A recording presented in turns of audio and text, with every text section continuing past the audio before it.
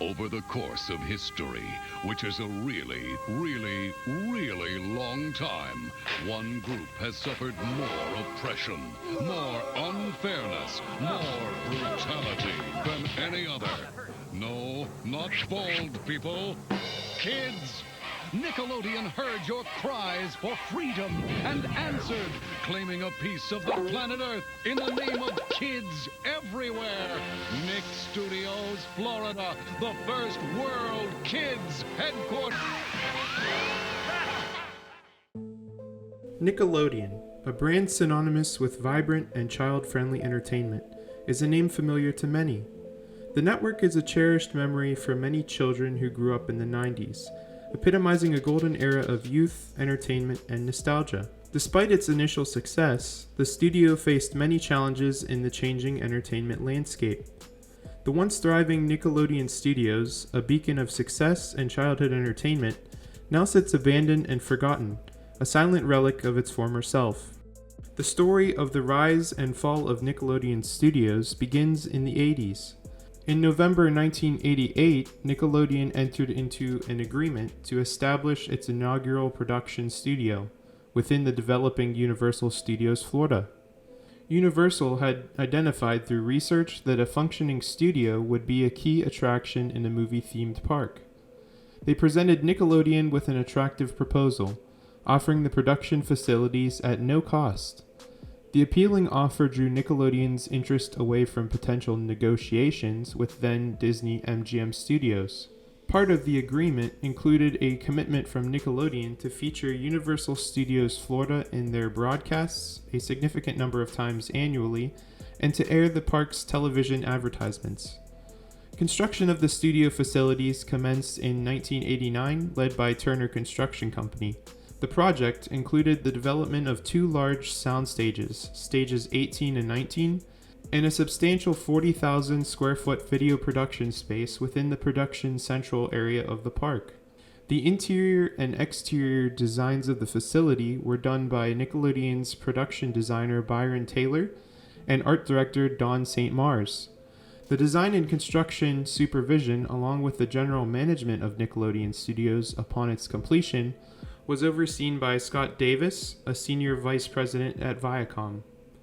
Super Sloppy Double Dare in 1989 and Think Fast in 1990 were the first shows produced by Nickelodeon Studios at Universal Studios Florida. These productions took place in the 21,000 square foot Soundstage 21, while the main Nickelodeon Studios was still under construction. Both of these game shows, like many others from Nickelodeon, were previously filmed at WHYY-TV in Philadelphia. Before establishing a dedicated studio, Nickelodeon's live-action productions were often filmed on rented sound stages across various cities, a practice that was not only costly but also limited the network's potential for growth. Universal Studios Florida opened its gates to the public on June 7, 1990. To mark this occasion, Nickelodeon broadcast a special live event titled Nickelodeon Studios Opening Day Celebration directly from the studio. The show was hosted by Mark Summers, known for Super Sloppy Double Dare, and featured John Harvey as the announcer. Visitors to the studio were often treated to daily tours beginning outside stage 18 and leading through various production areas. These 45-minute tours offered guests a behind-the-scenes look at the control room, a peek into stages 18 and 19, a walk through the wardrobe department and GAC kitchen, and concluded in a large audition room. While many game shows typically filmed 5 days a week, sitcom productions like Welcome Freshmen had a different schedule, often rehearsing during weekdays and filming on weekends. However, Nickelodeon's agreement with Universal necessitated that filming visibility to guests was available throughout the week. To address this, the audition room was repurposed as Stage 17 to host Game Lab, a mock game show that featured the iconic sliming of guests. On October 27, 1990, Nickelodeon introduced its Slime Geyser, also known as the GAC Geyser, in front of the studio.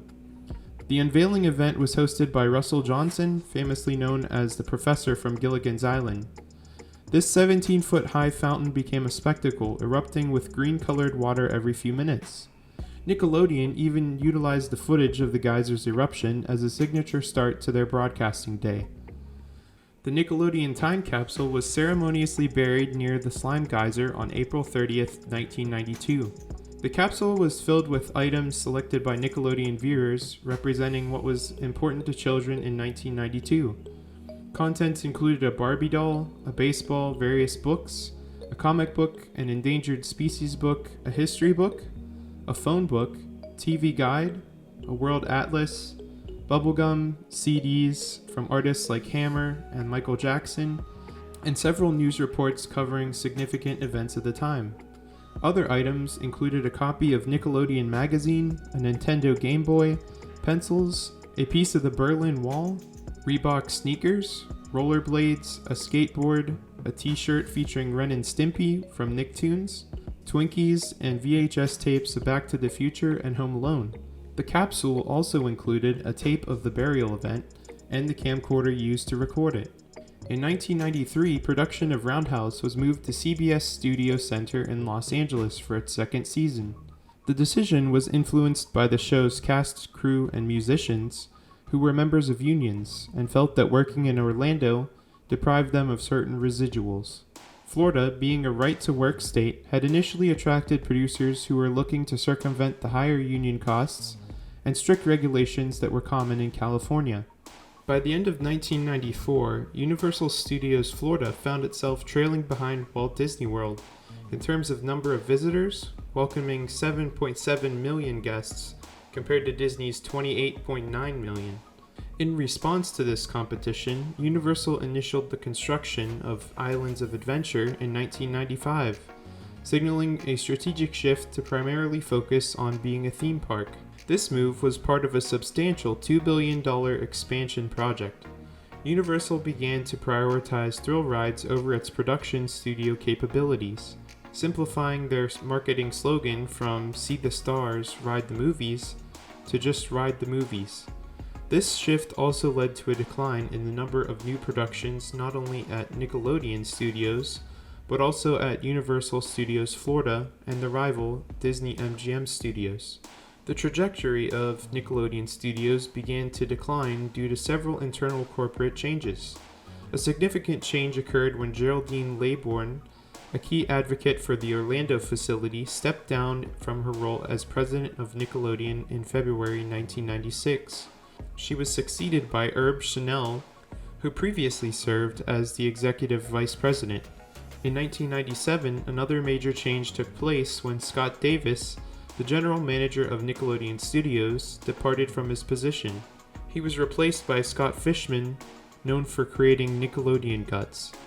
Nickelodeon, in a strategic move to expand its production capabilities and adapt to the ever-evolving entertainment landscape, inaugurated 2 new studios in California.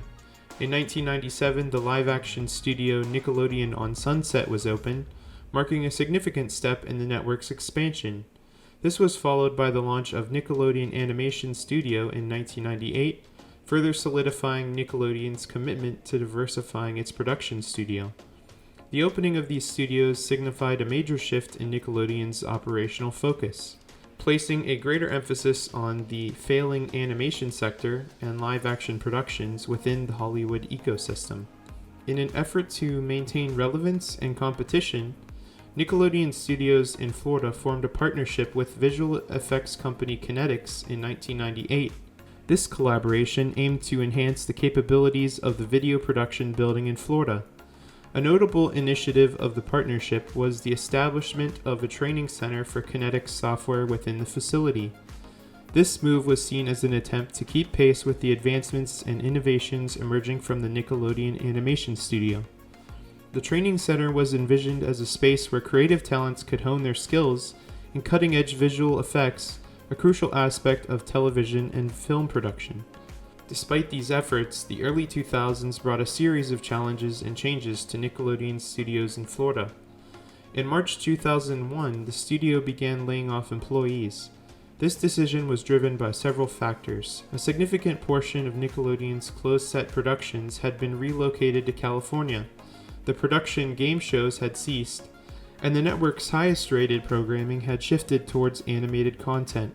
The relocation of several key productions to California was indicative of the broader industry trend favoring the state's established infrastructure and talent pool for film and television production. In 2001, in a move that underscored the diminishing operations at the Florida studio, Nickelodeon held an auction for the props that they stored in their off-site scene shop.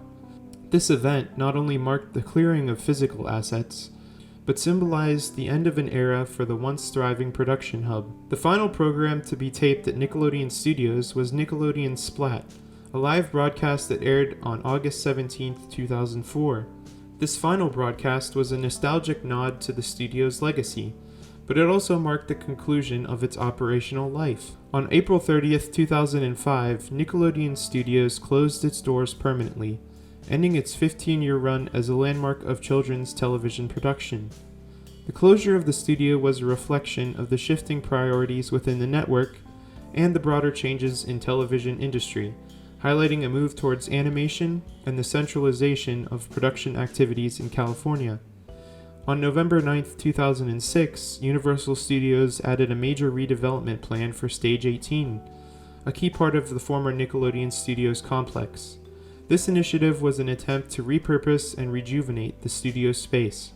The plan involved transforming Stage 18 into an 1,000-seat venue to host the Blue Man Group's self-titled show. This new venue, which opened on June 1, 2007, continued until 2012. The residency of the Blue Man Group at this venue marked a new chapter for the space, but it concluded on February 1, 2021, leaving Soundstage 18 once again vacant.